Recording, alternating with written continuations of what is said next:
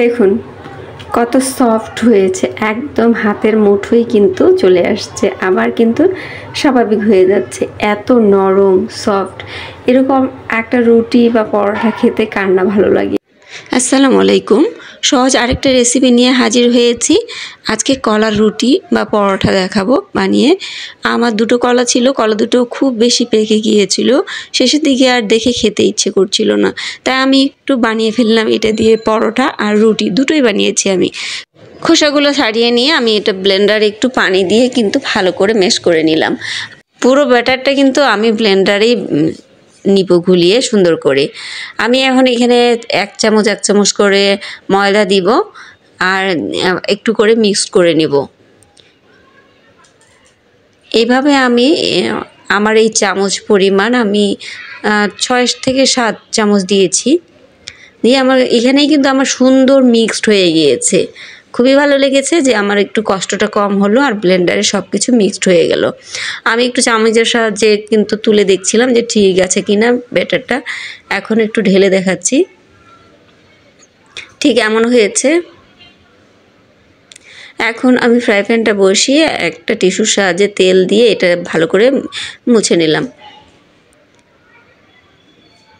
এখন আমি দিয়ে দিচ্ছি আমার ব্যাটারটা দিয়ে দিচ্ছি, দিয়ে ফ্রাই প্যানটা একটু ভালো করে ঘুরিয়ে নিতে হবে যাতে রুটিটা গোল হয়। আপনি যদি রুটি বানাতে চান তাহলে এখানে তেল ব্যবহার করবেন না, আর যদি পরোটা বানাতে চান তাহলে অবশ্যই তেল দিবেন, তাহলে পরোটা হয়ে যাবে। এইটা এত বেশি পাতলা হয়েছে যে উল্টাতে একটু কষ্ট হচ্ছিল, কিন্তু এটা কিন্তু ছিঁড়েও যায়নি, কিছু হয়নি, নরম হয়েছে, খুবই ভালো হয়েছে। তবে উঠানোর সময় একটু সাবধানে উল্টে পাল্টে নেবেন যাতে এটা ছিঁড়ে না যায়। খুবই পাতলা হয়েছে, তাই আমাকে খুব সতর্কতার সাথে পাল্টাতে হয়েছে, কিন্তু রুটিটা খেতে অনেক ভালো হয়েছে। কলা তো এমনি আমাদের স্বাস্থ্যের জন্য খুবই উপকারী, তার সাথে যদি এইভাবে আপনি রুটি বা পরোটা বানিয়ে নেন তাহলে কিন্তু আরও বেশি আপনার খেতে ভালো লাগবে। চাইলে আপনি ভাজির সাথেও খেতে পারেন, তরকারির সাথেও খেতে পারবেন, আর ডিম ভাজির সাথেও খেতে পারবেন। আমরা তো চা দিয়ে খেয়েছি, কেননা চা দিয়ে আমার রুটি পরোটা দুটোই খুব পছন্দ, আমার চাই ফেভারিট। আর হ্যাঁ, আজকে কিন্তু চা দিবস। আপনাদের চা কেমন পছন্দ আমাকে একটু জানাবেন। এ পর্যন্ত যারা ভিডিওটা দেখেছেন অবশ্যই লাইক, কমেন্ট, শেয়ার করবেন। আপনাদের কমেন্টগুলো আমার কাছে খুবই গুরুত্বপূর্ণ। আপনাদের এক একটা কমেন্ট আমার কাছে যেন হীরামানি জহরতের মতো। এই যে আমি এখন তেল দিয়ে নিয়েছি, তেল দিয়ে আমি কিন্তু এটা পরোটা বানিয়ে নিচ্ছি। আমি আপনাদের পরোটা বানিয়েও দেখাবো, আবার রুটি বানিয়েও দেখাবো। দেখেন কত সুন্দর হয়েছে দেখতে, খেতেও কিন্তু অনেক সুন্দর হয়েছে। আমি আরেকবার একটা বানিয়ে দেখাচ্ছি, এবার কিন্তু আমি এটা রুটি বানাবো। আমি ঠিক যেটা বলেছিলাম যে আপনি যদি তেল দেন তাহলে পরোটা হবে, আর যদি আপনি তেল না দেন তাহলে রুটি হয়ে যাবে। এভাবে সুন্দর করে ঘুরিয়ে নিলে রুটিটা গোল হবে, দেখতেও ভালো লাগবে। গোল ছাড়া তো রুটি ভালো লাগে না। আমি আবারও উল্টে নিচ্ছি। এটা কিন্তু সুন্দর করে উল্টে গেল, আমার আর হাত দিতে হলো না। আমি বেশ কয়েকটা বানিয়ে দেখাচ্ছি, একটু ঝটপট বানানোর চেষ্টা করছি।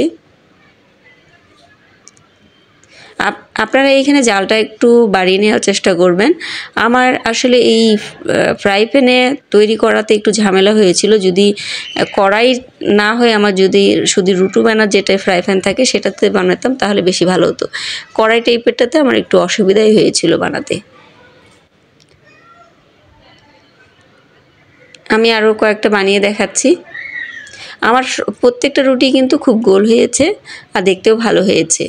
আপনাদের কাছে কেমন লাগছে আমি জানি না, আপনারা কমেন্ট করলে আমি বুঝতে পারবো। আমার এখানে দুটো কলা দিয়ে কিন্তু 10টা রুটি হয়েছে। দেখতে যেমন সুন্দর হয়েছে, খেতেও কিন্তু অনেক ভালো হয়েছে। নতুন যারা দেখছেন সাবস্ক্রাইব করে পাশে থাকবেন আর লাইক, কমেন্ট, শেয়ার করবেন। ফেসবুক থেকে যারা দেখছেন তারা প্লিজ আমাকে ফলো দিয়ে রাখবেন। আপনাদের ফলো আমি খুবই কাম্য করি।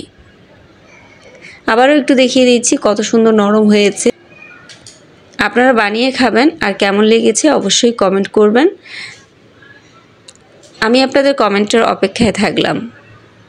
আজ তাহলে এই পর্যন্তই, নতুন আরেকটা ভিডিও নিয়ে হাজির হব। সে পর্যন্ত আপনারা ভালো থাকবেন, সুস্থ থাকবেন আর আমার জন্য দোয়া করবেন। আমিও আপনাদের জন্য দোয়া করব। আল্লাহ হাফেজ।